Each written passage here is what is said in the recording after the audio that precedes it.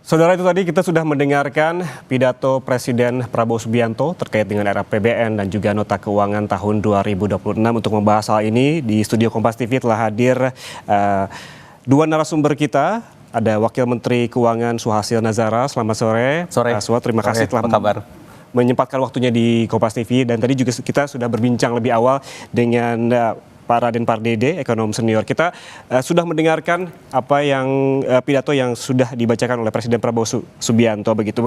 Anda melihatnya dengan RAPBN 2026 yang dibacakan oleh Presiden, sesungguhnya arah APBN 2026 ini fokusnya kemana? Jadi arah dari APBN 2026 ini adalah untuk menciptakan ketangguhan ekonomi kita, kemandirian ekonomi kita, dan kesejahteraan masyarakat. Tiga tema ini kita gabung, ya, kita ramu. APBN-nya harus bisa menjalankan seluruh program yang sudah dirumuskan, visi Bapak Presiden, dan juga seluruh program yang sudah dirumuskan. Lalu tapi APBN-nya tetap harus sehat. Oke. APBN-nya harus bisa menjalankan itu dan kemudian mendukung kemandirian, ketangguhan, dan kesejahteraan masyarakat tadi.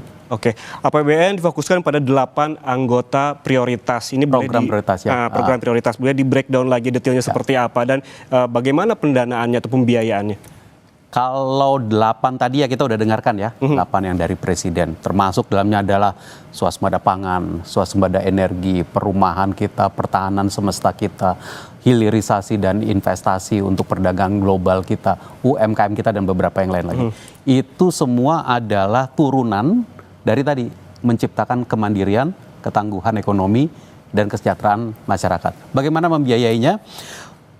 Cara kita bernegara, pembiayaannya adalah pertama, yang namanya APBN itu sumber penerimaannya, pendapatannya berasal dari penerimaan negara. Oke. Yang bayar pajak, yang bayar seluruh bea pabean, yang bayar seluruh cukai, yang bayar penerimaan negara bukan pajak. Itu penerimaan negara, pendapatan negara. Dan kemudian dengan penerimaan negara itulah yang kita gunakan untuk membiayai belanja-belanja.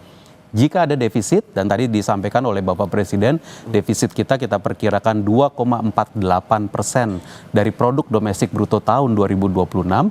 Defisit ini kita lakukan pembiayaan, penerbitan surat berharga negara, artinya kita mengelola utang dengan sangat hati-hati. Tadi Bapak Presiden juga menyampaikan perlunya pembiayaan yang inovatif, inovatif financing, dan pengelolaan utang yang prudent, berhati-hati, tapi terus dijaga pengelolaannya dengan inovatif financing perlu digarisbawahi. Itu seperti apa, Pak Suha?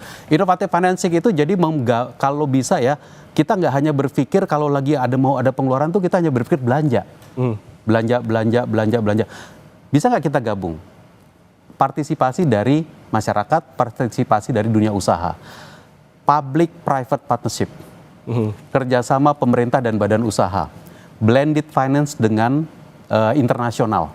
Jadi kita bisa menawarkan program-program tertentu, apalagi kalau sifatnya belanja modal, lalu kita undang supaya ikut berpartisipasi. Nanti APBN-nya masuk sekian persen, badan usaha masuk sekian persen, lalu kemudian dunia swasta masuk sekian persen, internasional masuk sekian persen. Apalagi sekarang kita punya Danantara, yang kemudian nanti akan menjadi pengelola investasi hilirisasi kita. Oke, masih terkait dengan fokus pada 8 agenda prioritas. Salah satunya terkait dengan makan bergizi gratis begitu. Kita tahu bahwa anggarannya itu sangat besar begitu. Ini kalau pertanyaannya terkait pos alokasi belanja, jenis belanjanya jenis belanja yang mana? Kita ketahui bahwa jenis belanja itu ada pegawai, barang. Apakah ini masuk ke belanja lainnya? Karena kalau saya lihat data dari 2004 ke 2025 ada peningkatan yang cukup signifikan, sekitar 2 kali lipat, 300 triliunan kalau tidak salah. Apakah MBG akan masuk ke sini, Koperasi Desa akan masuk ke sini, atau seperti apa? Beda-beda ya. Jadi yang makan bergizi gratis, Bapak Presiden telah mengalokasikan untuk tahun 2026 335 triliun rupiah. Itu adalah untuk membiayai pemberian makan bergizi gratis untuk anak sekolah, ibu hamil, dan beberapa kelompok lainnya sebanyak 82,9 juta penerima.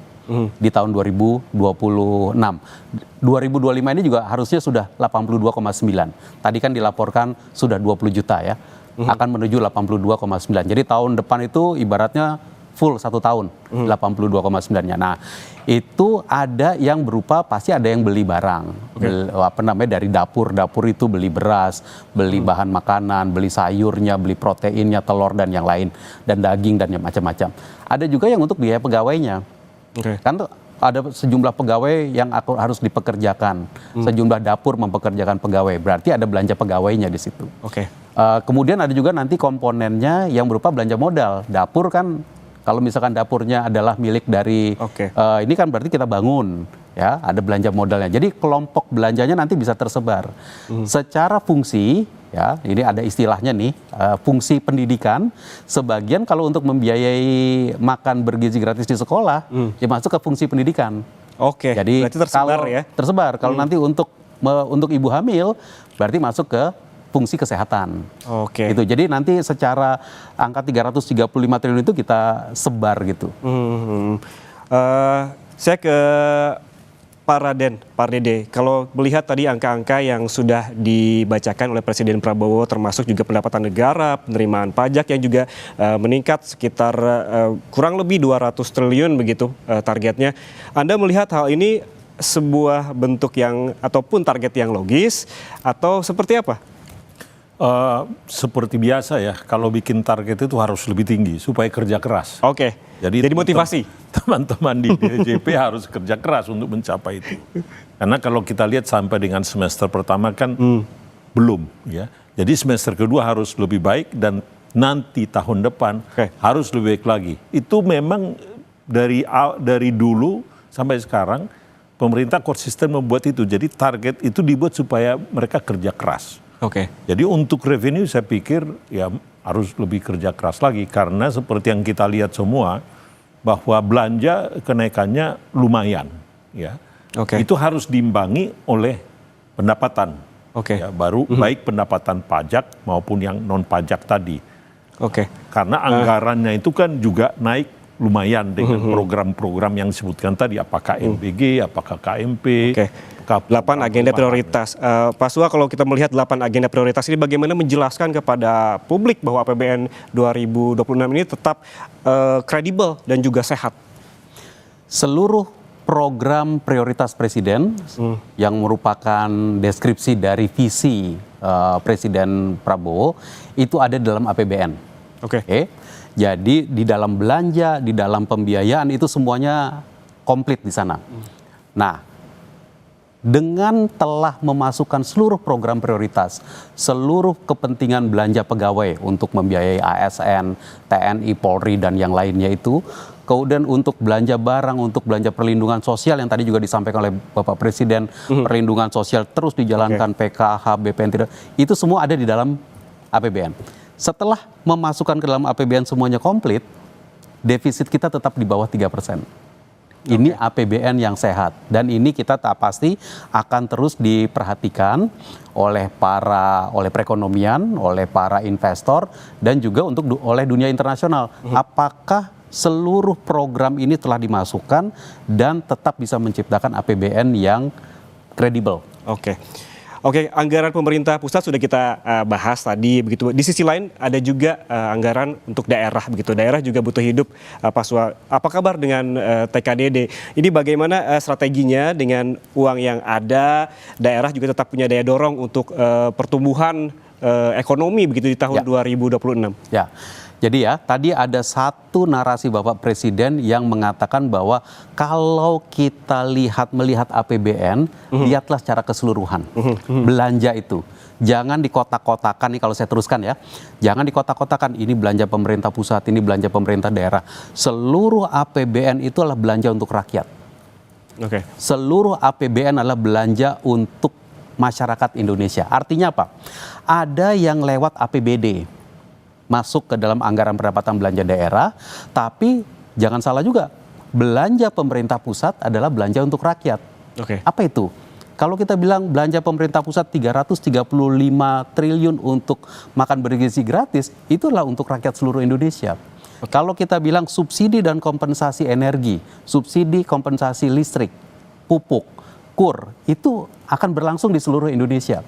Jadi kalau kita lihat belanja pemerintah pusat secara khusus, PKH, BPNT, makan bergizi gratis, lalu kemudian revitalisasi sekolah, revitalisasi rumah sakit, menanggung penerima bantuan iuran untuk jaminan kesehatan nasional, itulah untuk rakyat seluruh Indonesia. Jadi poinnya adalah yang disampaikan oleh Bapak Presiden tadi, total belanja, coba kita perhatikan berapa keseluruhan belanja negara itu adalah untuk masyarakat. Nah, ada yang lewat ke APBD, lewat transfer ke daerah. Kita berharap teman-teman yang mengelola APBD akan menggunakan ini seefisien mungkin, seefektif mungkin untuk kegiatan di daerahnya. Tapi pemerintah pusat juga akan masuk ke seluruh daerah di Indonesia dan menyelenggarakan pembangunan di seluruh Indonesia itu. Pak Raden, bagaimana? Sepakat? Ya sepakat, tapi begini, yang kita harus antisipasi nih Pak Suwai, bahwa pemerintah daerah itu juga dipilih oleh konstituen di sana. Yang kemungkinan terjadi, mereka dulu juga menjanjikan macam-macam, seperti biasalah. Ada visi dari kepala daerah, ada visi dari presiden. Kepala daerah ini kan ingin juga terpilih lagi berikutnya. Jadi artinya begini, mereka melihat kalau tadi transfer ke daerah lebih kecil. Kalau saya melihat, ini perlu dikomunikasikan dengan baik ke daerah, dalam arti seperti ini. Bahwa ukuran kinerja mereka bukan hanya dilihat dari uang yang ditransfer ke daerah itu. Jadi misalkan katakan program KUR atau program MBG, itu juga bisa diklaim oleh daerah bagian dari keberhasilan dia di situ, manakala dia juga memfasilitasi KUR dengan baik, memfasilitasi MBG dengan baik. Supaya mereka juga dapat bagian. Karena yang saya khawatir adalah di situ sebetulnya. Persoalannya kan daerah ini merasa, loh kinerja saya jadi rendah dong kalau begitu. Itu yang menurut saya yang perlu dikomunikasikan. Bagus sekali. Tapi yang menarik juga Pak Suwa bahwa tadi ketika kita membahas terkait dengan dana TKDD yang turun begitu dari tahun lalu sebesar 919 triliun, kemudian yang asumsi yang di tahun ini sebesar 650 triliun begitu. Presiden bilang bahwa ini bukan TKDD ini bukan satu-satunya instrumen pemerataan daerah. Betul. Bagaimana menjelaskan hal ini? Yang saya sebut tadi. Kalau pemerintah pusat membiayai makan bergizi gratis, itu kan di seluruh Indonesia. Ya kan? Kalau pemerintah pusat melakukan revitalisasi sekolah, itu kan di seluruh Indonesia. Penerima manfaat dari APBN, baik itu belanja pusat maupun TKD, ada di seluruh Indonesia. Jadi APBN ini bekerja di seluruh Indonesia. Jadi APBN itu selalu memiliki 3 fungsi. Fungsi alokasi, fungsi stabilisasi, dan fungsi distribusi. Ini yang dimaksud Bapak Presiden. APBN itu belanja di seluruh daerah. Nah, saya senang sekali dengan pendapat Pak Raden, saya setuju sekali. Jadi kalau sekarang ya, pemerintah pusat menyelenggarakan makan bergizi gratis. Keberhasilan MBG di suatu daerah itu juga adalah performance kinerja dari pemerintah daerah setempat. Apalagi kalau dia membantu, menyediakan, memfasilitasi, memastikan bahwa anak sekolahnya ikut, lalu kemudian pekerjanya ikut. Ini kan keberhasilan kita bersama. Saya sepakat sekali ini perlu kita komunikasikan dengan baik ke depan. Kita bergeser Pak Suwa ke target penerimaan pajak. Ini bagaimana target penerimaan pajak ini meningkat dari 2.490 triliun di tahun lalu, pada tahun depan 2026 2.692 triliun. Ini bukankah kalau ekonomi tinggi, rasio pajak juga harus lebih tinggi dari tahun lalu? Ya. Jadi pajak itu kan penerimaan pajak ya, terutama kita kumpulkan dari seluruh perekonomian. Pajak itu kita kumpulkan dari aktivitas ekonomi. Jadi kalau aktivitas ekonominya meningkat, kita bisa expect, kita bisa harapkan penerimaan pajak meningkat. Ini yang kita harapkan ke tahun depan. Penerimaan pajak bukan hanya satu-satunya, ada penerimaan kepabeanan dan cukai juga. Kalau penerimaan kepabeanan dan cukai itu yang paling utama adalah biaya keluar, biaya masuk, dan juga cukai hasil tembakau, dan juga beberapa cukai yang lain, minuman beralkohol itu juga ada cukainya. Nah, kita harapkan bahwa ke depan kita akan menerima cukup ya, pendapatan negara. Tapi ada satu lagi yaitu penerimaan negara bukan pajak, PNBP, yang isinya kombinasi ini dari sumber daya alam kita. Ada PNBP berupa royalti, penjualan hasil tambang, dari kegiatan-kegiatan layanan. Itu ada penerimaan negara bukan pajak kayak kita bayar SIM atau kita ada yang bayar visa. Itu penerimaan bukan pajak. Royalti adalah penerimaan negara bukan pajak. Royalti itu ada yang dari batu bara, ada yang dari komoditas-komoditas lainnya. Jadi ini semua adalah kita kumpulkan. Ini sangat tergantung dengan gerak ekonomi. Semakin tinggi gerak ekonomi, semakin tinggi penerimaan ini. Semakin bagus harga di internasional, semakin tinggi penerimaan PNBP dan penerimaan pajak kita. Jadi ini yang mesti kita lakukan ketika kita mengelola APBN selama 1 tahun anggaran. Setiap waktu kita perhatikan bagaimana harga, bagaimana komoditas, bagaimana produksi, bagaimana volume, bagaimana ekspor, impor, dan kemudian kita kita cek terus. Makanya Kementerian Keuangan tiap bulan kan melaporkan kepada media supaya semua tahu gitu. Menyambung terkait dengan PNBP tadi, kan biasanya di tahun-tahun sebelumnya ada dividen dari BUMN. Nah, di tahun depan begitu ada kehilangan sekitar 80 triliun. Bagaimana tahun ini? Bagaimana substitusinya?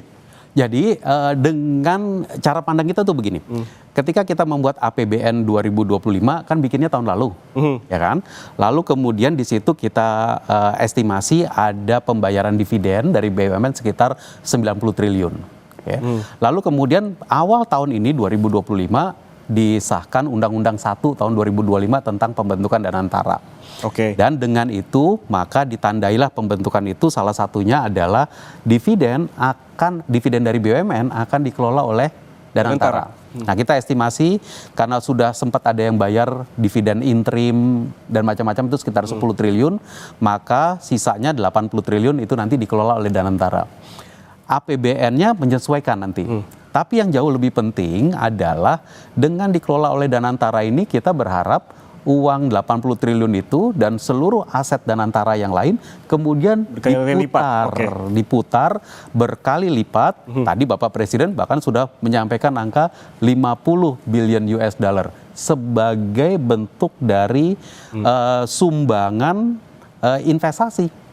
Jadi diputar oleh Danantara, dan ini memerlukan kepiawaian badan usaha bagaimana daftar proyeknya apa, bagaimana memutarnya, tapi akan menciptakan investasi untuk Republik Indonesia. Kalau menurut Pak Raden bagaimana kehilangan 80 triliun dari dividen BUMN menuju ke Danantara, penggantinya kalau menurut Anda? Kalau menurut saya sih 80 triliun kecil dibandingkan dengan penerimaan pajak.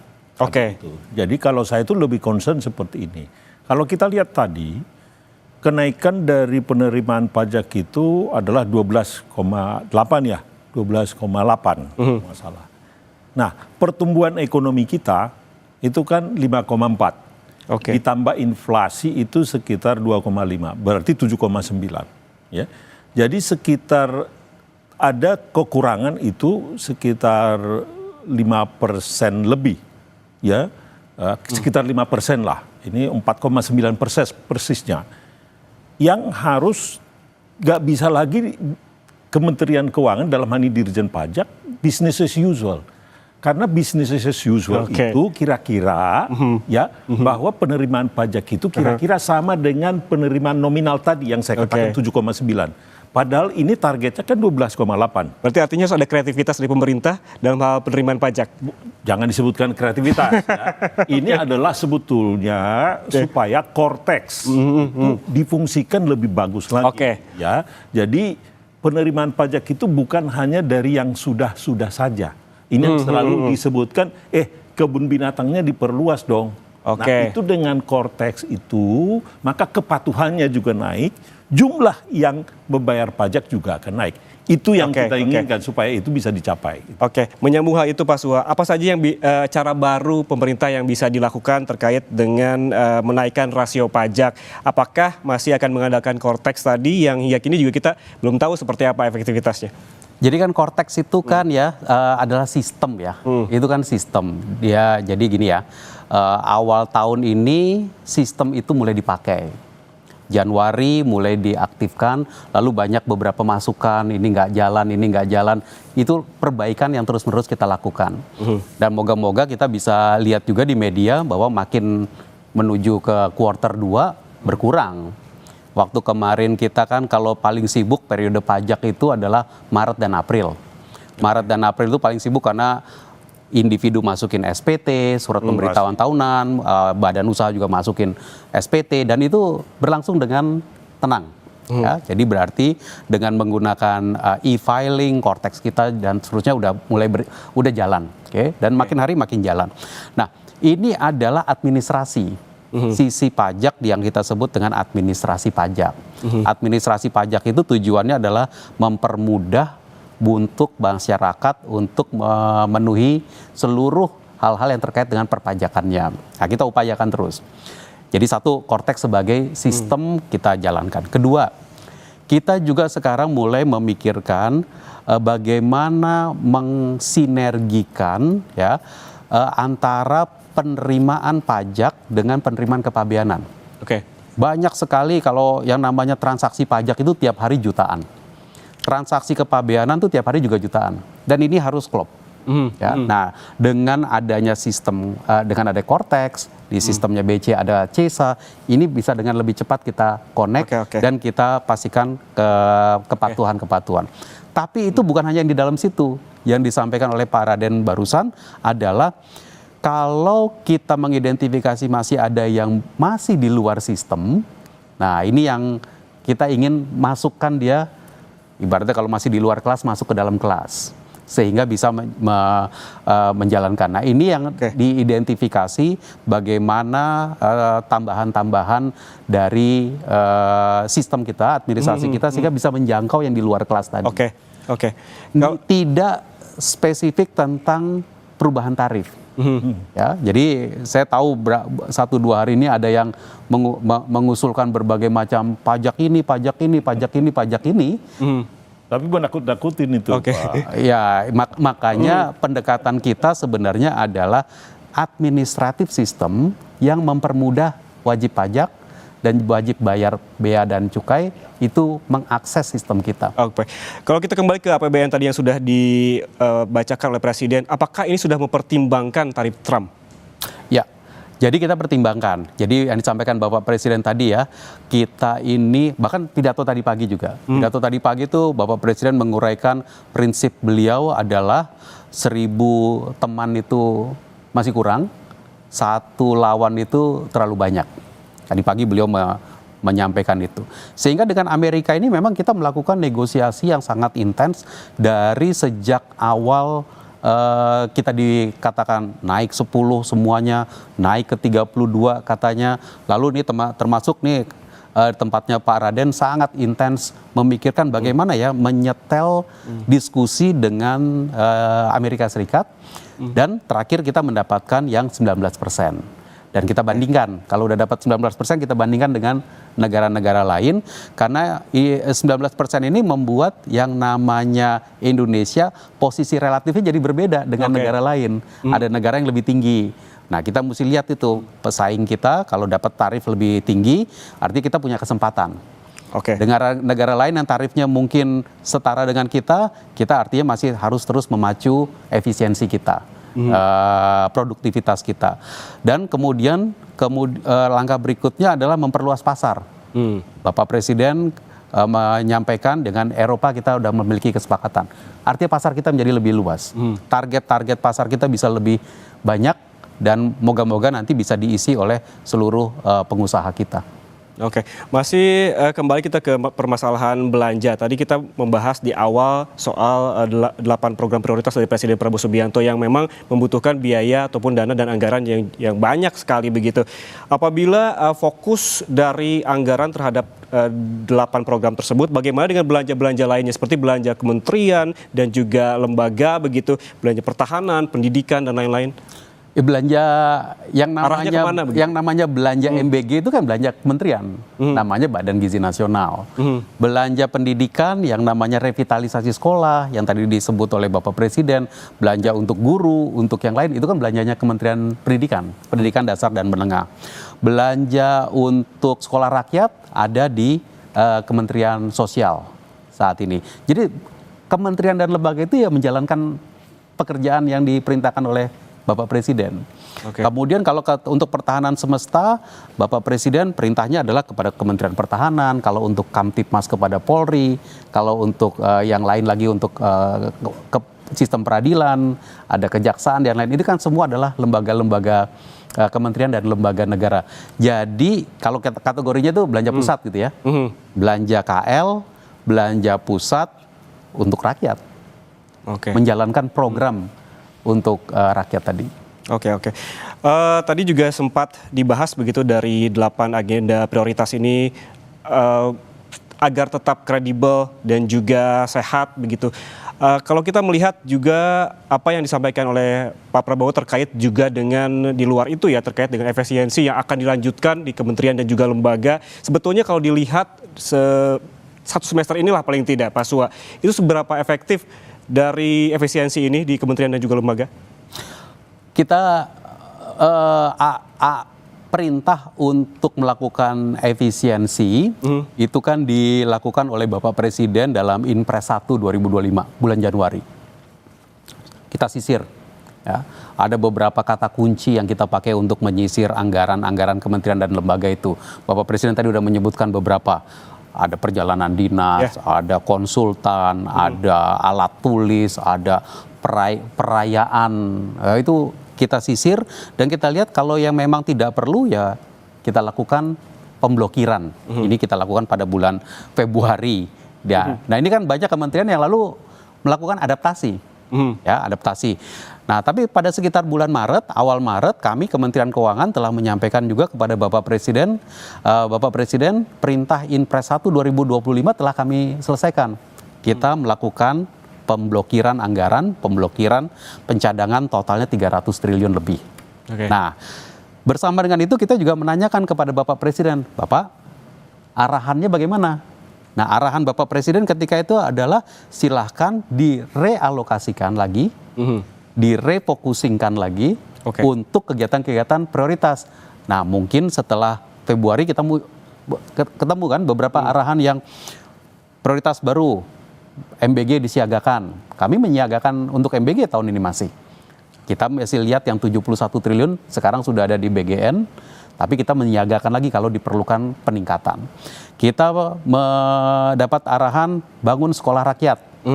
Kita menyiagakan lalu kita ambilkan dari situ. Ini yang disebut dengan realokasi, refocusing anggaran. Inpres 1-nya memberikan kita dasar untuk itu. Nah, ke depan kita menginginkan yang namanya kementerian lembaga karena sekarang ini sedang bicara RAPBN 2026, kemudian enggak luntur itunya. Efisiensi yang kemarin. Jadi kita tegaskan lagi dalam peraturan Menteri Keuangan, ke depan kita akan tetap melihat, pastikan perjalanan dinas itu efisien. Pastikan yang namanya kalau masih ada konsultan, masih ada yang lain-lain itu efisien. Oke. Nah, ini yang kita akan lihat ya. Kalau sekarang kan setelah ini kementerian lembaga kita akan sama-sama ke Dewan Perwakilan Rakyat melakukan pembahasan untuk RAPBN 2026. Nah, di situ nanti kita lihat lagi seperti apa aspirasi baik dari KL maupun dari masyarakat melalui DPR dan kita konsolidasikan lagi sampai dengan penetapan APBN APBN 2026 ya. Moga-moga bisa ditetapkan sekitar September atau Oktober 2025 ini. Mudah-mudahan ya Pak. Tapi balik lagi ke 8 program prioritas begitu. Salah satu yang belum dibahas adalah di meja ini adalah terkait dengan ketahanan pangan. Ketahanan pangan. Ada data Pak Sua soal indeks ketahanan pangan kita ini peringkatnya 63 dari 113. Ini apakah ada target untuk meningkatkan ketahanan pangan di tahun 2026? Ketahanan pangan ini sangat dekat di dalam diskusi Bapak Presiden. Ya. Beliau itu sangat memiliki keyakinan bahwa kalau kita mau memastikan pembangunan, pangan ini harus aman. Ya, apalagi konstelasi dunia global sekarang lagi seperti ini, kalau kita tergantung kepada luar negeri untuk pangan, maka ini nggak baik untuk perekonomian Indonesia. Jadi kita harus bisa swasembada. Nah, yang sudah terjadi adalah swasembada dari beras. Ya, beras karena panen kita awal tahun ini cukup baik, kita juga masih punya stok beras dari tahun lalu, ditambah panen yang baik, kita juga didukung oleh alam kita karena cukup banyak hujan kemarin. Itu kita memiliki stok yang cukup saat ini. Nah, sekarang bagaimana memastikan stok ini lalu bisa mengalir kepada masyarakat pada harga yang tepat, di tempat yang membutuhkan, pada waktu yang tepat. Nah, ini alatnya Bapak Presiden, salah satunya adalah Koperasi Desa. Mengalirkan itu. Koperasi Desa menjadi tempat. Tapi ketahanan pangannya bukan hanya soal punya stok. Ketahanan pangan juga adalah tetap mempersiapkan ke depan. Maka itu anggaran untuk cetak sawah. Kita pastikan kita alokasikan dan dipenuhi. Anggaran untuk subsidi pupuk. Subsidi yang lain. Alat pertanian, alat instan. Ya, alat pertanian itu harus kita lengkapi. Lalu kemudian tadi saya katakan koperasi desanya akan menjadi alat untuk menyalurkan ini semua.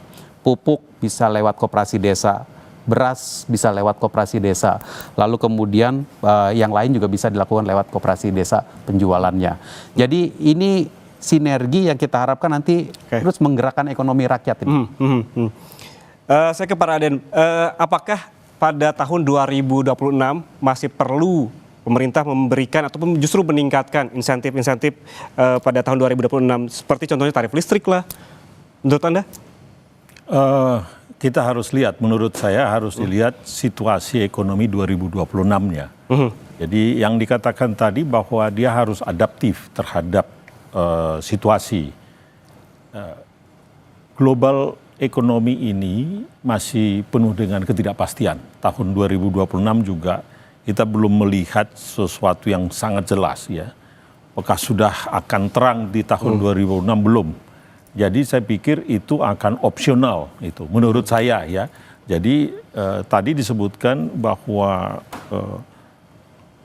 APBN yang adaptif dan agile itu sangat penting sekali. Di dalam suasana ketidakpastian. Tapi yang saya punya catatan penting di sini dalam hal relokasi tadi itu. Kita tahu tahun 2025 ini kan karena relokasi itu sudah dialokasikan uangnya untuk program A misalnya. Tetapi program A-nya belum jalan atau terlambat ya dijalankan. Ini adalah satu miss opportunity karena uangnya sudah ada dialokasikan tapi belum digunakan. Padahal dulu kalau langsung digunakan itu sudah menggerakkan ekonomi. Maksud saya itu menjadi pelajaran penting bahwa tahun depan, di mana tahun depan kan tidak ada lagi karena programnya sudah sangat jelas itu. Itu nggak boleh lagi, itu tidak efektif. Jadi tahun ini masih ada alasan karena itu adalah program yang baru, ada adjustment. Tahun depan tidak boleh lagi karena ini akan sangat menentukan keberhasilan program dan dampaknya terhadap pertumbuhan juga akan ditentukan efektivitas dari program itu. Baik, ini terakhir Pak Sua, ini sebagai closing statement, ini pesan moralnya apa yang bisa diberikan kepada publik terkait dengan target pertumbuhan ekonomi 5,4%, what to do, apa yang bisa dilakukan oleh pemerintah? Jadi saya rasa ya kita kan membangun bangsa ini bersama-sama. Masyarakat, dunia usaha, pemerintah, baik pemerintah pusat maupun pemerintah daerah dan seluruh elemen masyarakat. Ini adalah upaya kita untuk menciptakan kesejahteraan dan APBN yang barusan disampaikan oleh Bapak Presiden era APBN 2026 dan APBN yang sedang kita jalankan saat ini hari ini adalah APBN 2025. APBN itu adalah alatnya. APBN itu adalah alat kita menumbuhkan kesejahteraan itu. Nah, ketika kita menggunakan APBN sebagai alatnya, maka kita ingin pastikan APBN-nya itu bisa memenuhi harapan dari masyarakat. Kalau kita katakan bahwa pertumbuhan ekonomi tahun depan kita asumsikan 5,4%, kita tentu berharap bahwa nanti komponen-komponen pertumbuhannya ini akan bekerja.